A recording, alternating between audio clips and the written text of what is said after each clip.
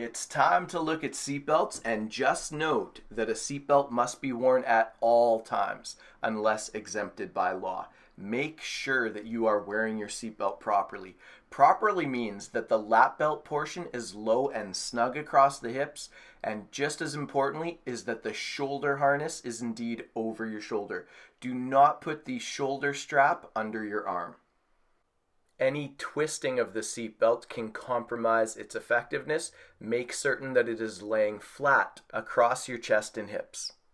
It's the responsibility of the driver to make sure that all occupants in their vehicle are indeed wearing a seatbelt, especially if you have minors in the back seat. Ensure that they remain belted throughout the drive. Do not allow children to sit in the front seat of a passenger vehicle that has automatic seatbelts when they require any form of assisted seating. It is illegal to remove or modify seatbelts in a passenger vehicle. Do not drive or ride in a vehicle where this is the case. Vehicle collisions are the leading cause of head injuries. Seatbelts play a significant role in reducing head injuries and saving lives. Please note that for infants, toddlers, school-age children, the middle seat is safest away from the doors, offering the child the safest possible outcomes. For a newborn up until 20 kilograms, 45 pounds, they should be in a rear-facing infant car seat.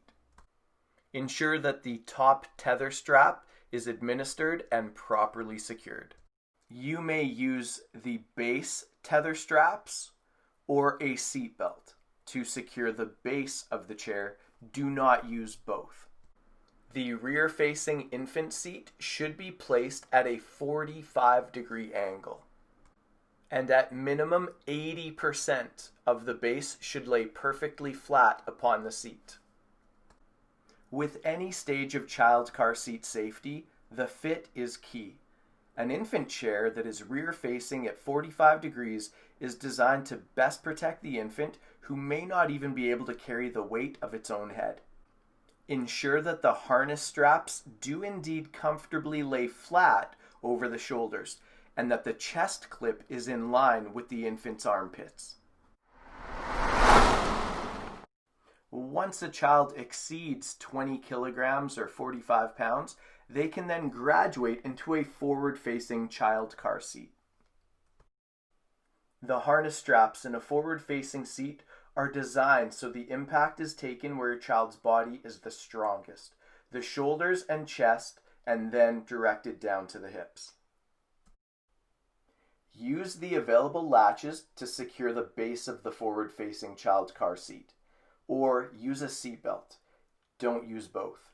Ensure that there is an appropriate amount of tension to keep the seat secure, just as you would with an infant seat or booster chair.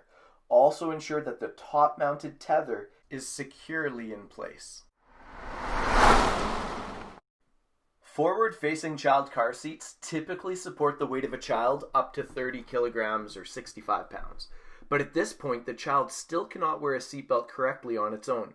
The law states that a child must remain in a booster seat until they are 145 centimeters or 4'9", 36 kilograms or 80 pounds, or have reached the age of 9 years old in Manitoba. It's very important that the back of your child's car seat meets the tops of their ears. This is critical in a crash. It is very important that the shoulder harness lay appropriately across the child's shoulder. Keep the booster seat buckled at all times, even when the child is not in the car, as in a crash, the booster seat could become a projectile.